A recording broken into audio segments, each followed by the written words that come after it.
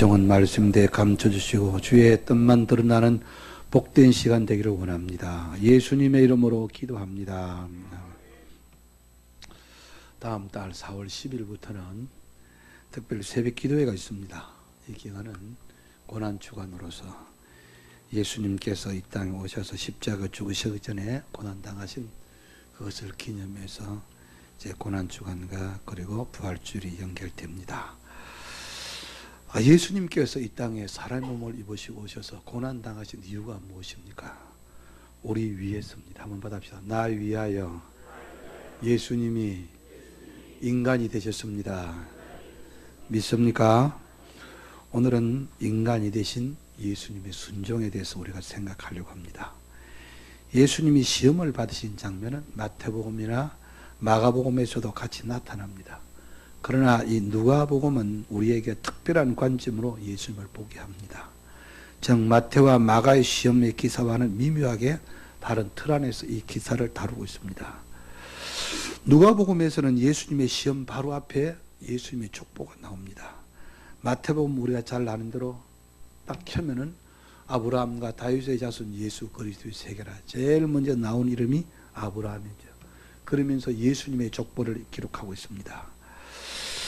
그런데 누가복음은 조금 다릅니다. 족보 내용도 좀 다릅니다. 마태가 아브라함부터 예수님을 향해서 진행하는 방면에 누가는 예수님으로 시작해서 아브라함뿐만 아니라 아담까지 거꾸로 올라갑니다. 지금 설교 이제 시작하는데요. 눈을 좀 뜨세요. 제가 오늘 하는 이 설교는 조금 제가 준비해 놓고서도 좀 어려운데 사람들이 이해할 수 있을까 그런 생각이 들었습니다. 좀 정신 차리지 않으면은 약간 저런 분들은 뭔 말을 하고 있는지 무슨 말을 하고 있는 거야 도대체 목사가 그렇게 들을 수밖에 없을 때 조금 어려우니까 정신을 잘 차리세요. 마태는 아브라함부터 시작해서 예수님을 향해서 진행하는 방면에 누가는 예수님으로부터 시작해가지고 아브라함만이 아니라 아담까지 끝까지 거슬러 올라갑니다. 누가는 왜 구조의 혈통을 아담까지 거슬러서 추적에 올라가는 것일까요? 이것이 우연일 리가 없습니다. 우리가 아는 대로 누가는 신중한 의사였기 때문에 신중한 사람이고 바로 사도행전을 기록했습니다. 그가 생각 없이 이런 족보를 예수님의 시험이라고 하는 이 사건 앞에 놓았을 리가 없습니다. 뭔가 의미심장한 것을 우리에게 가르쳐 줍니다. 하나님께서 아담을 피조물의 머리로 창조하셨고 그 피조물을 다스리고 정복하도록 그리고 모든 것을 다스리도록 허락했습니다. 그러나 아담은 하나님께 불순종했고 온 인류를 원죄로 끌어들였습니다. 아담 때문에 창조 질서는 역방향으로 이제 무질서하게 흘러갔습니다. 아담으로부터 흘러나온 것은 불순종과 심판 그리고 죽음과 사망입니다. 그래서 하나님께서는 둘째 아담이신 예수님을 보내셨습니다. 이거 쓰지 않는 단어니까 한번 받아봅시다. 둘째 아담. 첫 번째 아담은 누구? 창세기에 나오는 아담이고 두 번째 아담은 누구요? 예수님.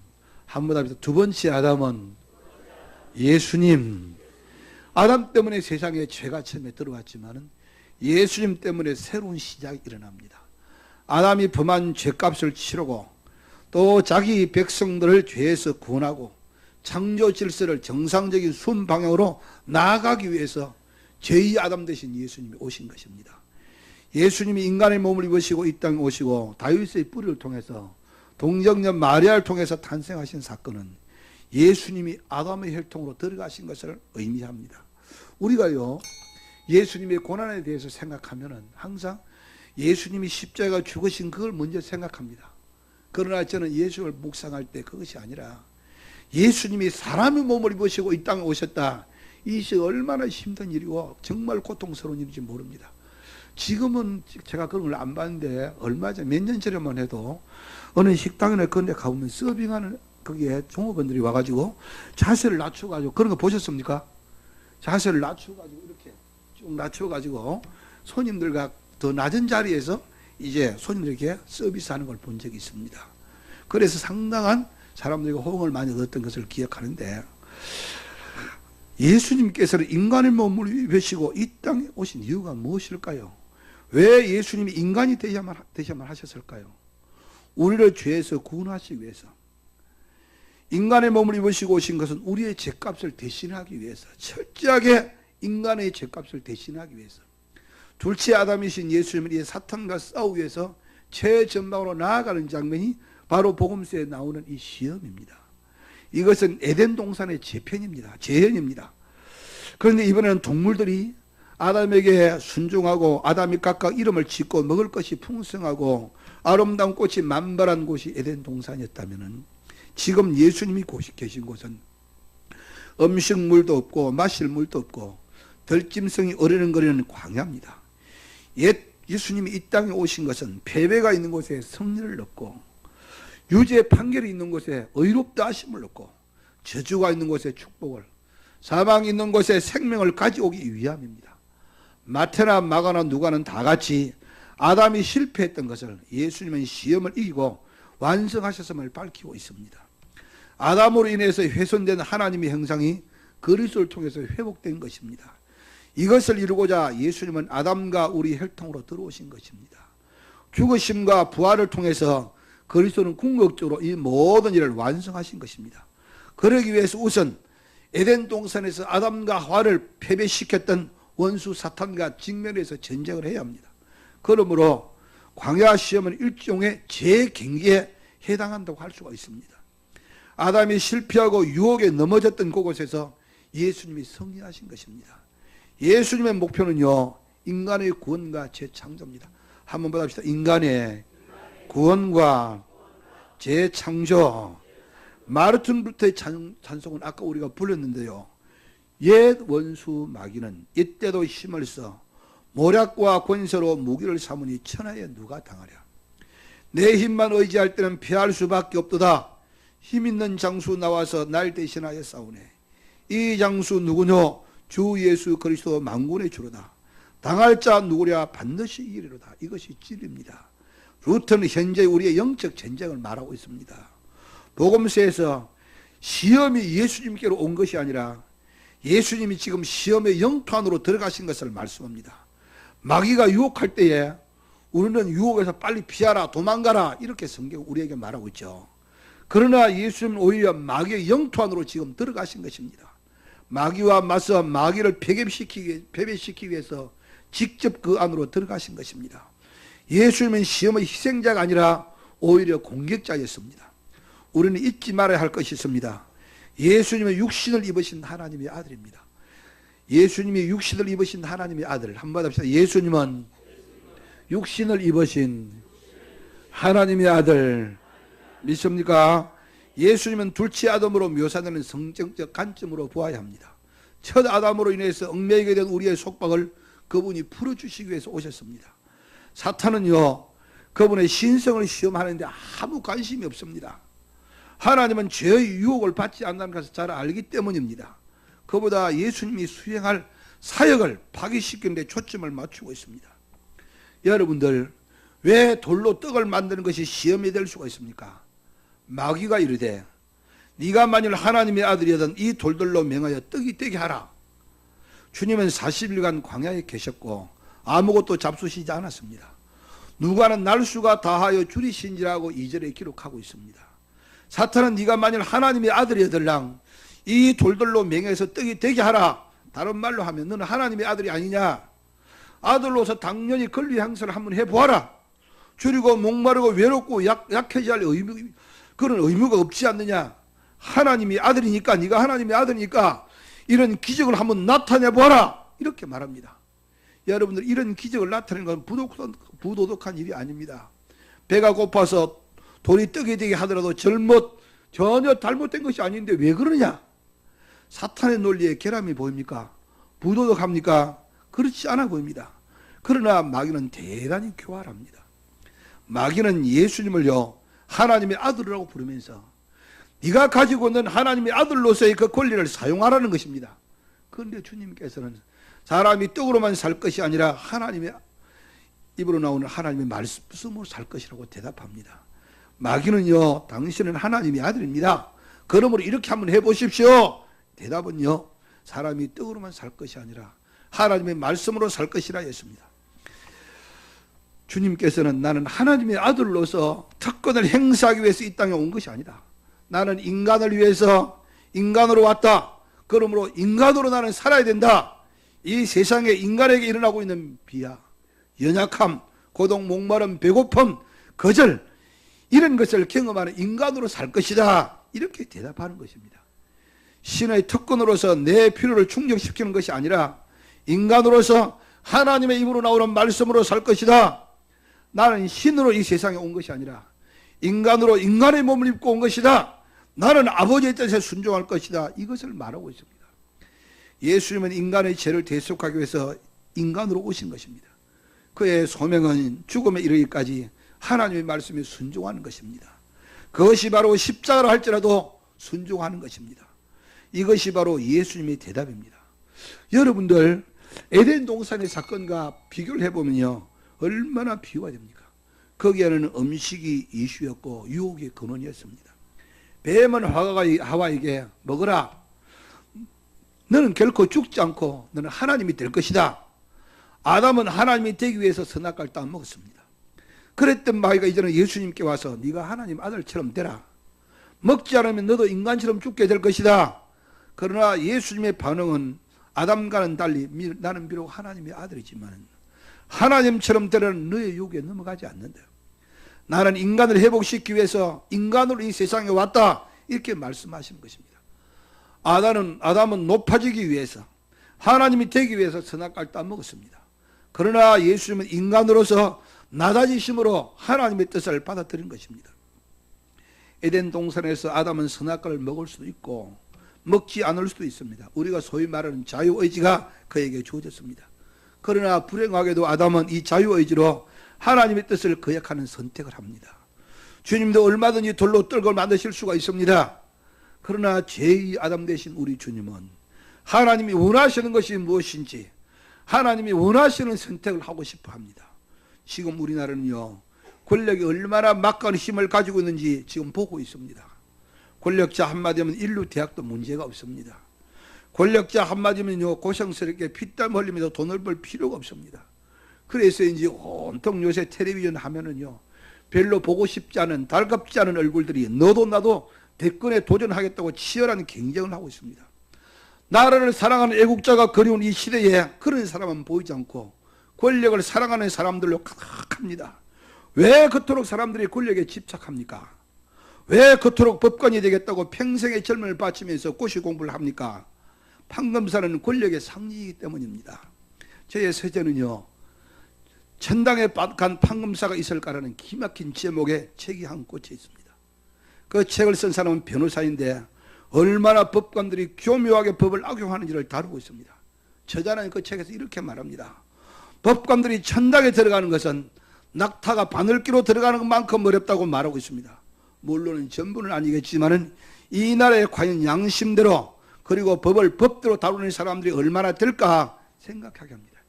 이렇게 온통 세상은 땀 한 방울 흘리지 않고 이권을 챙기는 데만 열중하고 있는 이런 세상에 이권에 자기 이익에 미쳐가는 세상입니다. 마찬가지로 마귀는 예수님께 너 하나님의 방법 버리고 세상의 방법을 따라서 메시아로서의 사명을 감당하라고 유혹을 하고 있습니다.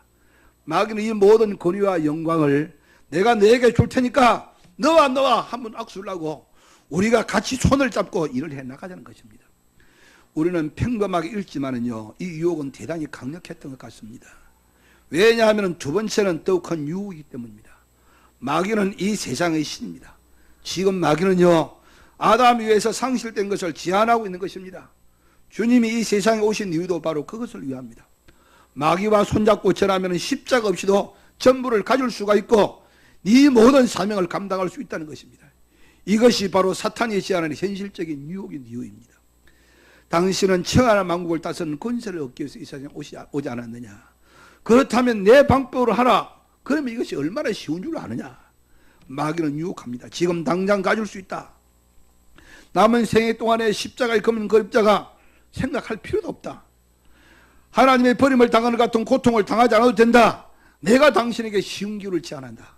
더 이상 고통도 수치도 고난도 없이 당신이 꿈꾸는 것을 얻을 수 있다. 그것은 간단하다. 나와 함께 손잡고 지금 나에게 무릎을 꿇고 우리 같이 가자. 지금 이 이야기입니다. 그런데 주님은 기록된 바 주 나의 하나님께 경배하고 다만 그를 섬기려 하였느니라. 이렇게 대답합니다. 이 의미는요, 나는 모든 나를 얻기 위해서 이 세상에 왔다. 하지만 이 일이 겸손과 순종, 십자가에 못 박히는 종에 의해서만 이루어질 수 있다. 그러므로 나는 내 아버지께만 절약하고 아버지의 방법대로 살겠다는 것입니다. 인간의 몸을 입으시고 이 땅에 오신 예수님은 나중에 십자가에서 마지막 기도를 드렸죠. 아버지, 다 이루었습니다. 다 갚았습니다. 회복시켰고 변화시켰습니다. 이제 그것을 아버지께 드립니다. 이것이 아버지께 드리는 사랑의 선물입니다. 라고. 예수님은 아담이 실패한 것을 회복시키신 것입니다. 이것은요, 우리 현실도 마찬가지입니다. 말씀 순종이 없는 복이 과연 복일까요? 천만의 말씀입니다. 하나님이 없는 복은 여러분들 결코 복이 아닙니다. 우리는 잊지 말아야 합니다. 이 세상에서 정도를 벗어난 이권, 권력의 힘으로 쟁취한 이익이 얼마나 불행한 결과를 가져오는지 우리는 잊지 말아야 합니다. 마귀의 세 번째 시험은 예수님을 성전 꼭대기로 데려가서 네가 만일 하나님의 아들은 여기서 뛰어내리라. 이 말은 당신이 하나님의 아들이니까 성전 꼭대기에서 한번 뛰어내려 보십시오. 하나님께서 천사들을 보내어 당신을 보호하신다고 약속하지 않았습니까? 온 세상이 당신이 하나님을 신뢰하고 있다는 것을 보여주십시오. 그러면 사람들이 당신을 다르게 보지 않겠습니까? 예수여, 성경의 약속을 믿고 한번 뛰어내려 보시오. 당신이 하나님의 보호하심을 받고 있음을 세상에 알려야 되지 않겠습니까? 이것이 마귀의 유혹입니다. 분명히 성경에는 그가 너를 위하여 그의 천사들을 명령하사 내 모든 길에서 너를 지키게 하시라고 말씀했습니다. 무엇이 잘못입니까? 예수님이 하나님의 아들인데, 하지만 그것이 바로 문제입니다. 그분은 하나님의 아들이지만 인간을 위해서 인간의 몸을 입으시고 인간으로 오셨습니다. 우리의 부족함, 우리의 수치, 우리의 치욕을 짊어지기 위해서 오셨습니다. 예수님은 몸소 엄청난 죄의 대가를 치르시고 세상을 구원하기 위해서 오셨습니다. 사탄은 고난받는 종이 아니라 하나님의 아들로서의 권리를 행사하라는 것입니다. 그것도 성전에서 무엇인지 하나님의 아들로서 좀 보여주라는 것입니다. 인기를 얻으라는 것입니다. 성전 꼭대기에서 뛰어내보라는 사탄의 유혹은요, 에덴의 아담과 하와에게 하던 방식 그대로였습니다. 사탄은 성경 말씀까지 인용해서 미혹을 하고 있습니다. 출애굽기 17장 7절에 보면은요, 이스라엘은 여호와를 시험하여 여호와께 해서 우리 중에 계신가 안 계신가 이렇게 말합니다. 그들은 줄이고 목마를 때 하나님의 말씀에 순종하기보다도 초자연적인 능력을 보여달라고 요구합니다. 그런데 주님은 주 너희 하나님을 시험하지 말라. 사탄을 물리치는 것을 볼 수가 있습니다. 마귀는 아담과 하와에게 했던 것처럼 예수님의 미각과 시각에 호소합니다. 예수님의 하나님의 말씀과 그에 대한 해석에 호소하고 있습니다. 네가 미각과 시각의 문제가 아니라 하나님이 도대체 내게 무엇을 말씀하시는가, 이것을 구하고 있습니다. 마귀는 아담에게 신이 되라고 유혹했습니다. 아담은 신이 되고 싶었습니다. 그래서 불순종인 줄 알면서도 신이 되려는 시도를 합니다. 그러나 그것은 하나님의 뜻이 아니었습니다. 아담의 실패로 이 세상은 죄악이 지배하는 세상이 됐습니다. 인간은 태어나면서부터 원죄를 안고 태어난 것입니다. 하나님은 우리 인생을 구원하기 위해서 제2 아담 되시는 예수님을 보내셨습니다. 하나님의 아들이시지만은 인간으로 보내셨습니다. 마귀는 에덴에서부터 하나님에게 신으로서 무엇인가를 보여주라고 유혹합니다. 그러나 예수님은 기적의 행함이 목적이 아니라 인간 구원이 목적이었습니다. 그래서 인간이 되셨고 인간으로 사셨고 인간으로 유혹을 받았고 인간으로 죽으신 것입니다. 하나님께 철저하게 순종으로 사셨습니다. 여러분, 우리가 바라볼 대상이 바로 이 예수님입니다.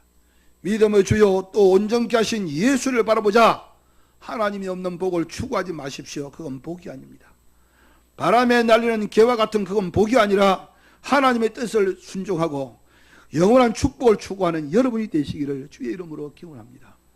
미국의 39대 대통령이었던 지미 카터는요, 그가 대통령 후보자가 됐을 때 선거 유세 중에도 주일날이 되면은 고향인 조지아주에 가서 자기가 가르치는 학생들 20명을 가르쳤습니다.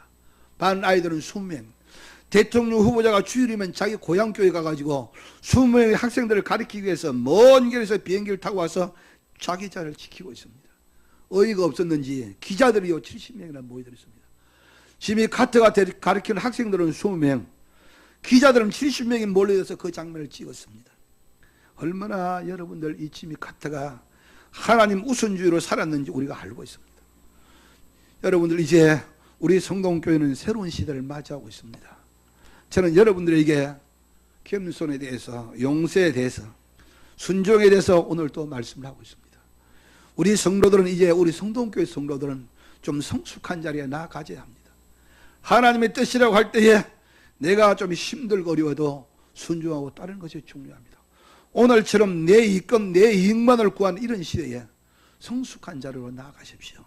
그래서 어디를 보아도 역시 성동교회 신자들은 좀 다르더라. 이런 덕스러운 모습으로 성숙한 성도들이 다 될 수가 있기를 예수님의 이름으로 기원합니다. 기도하겠습니다.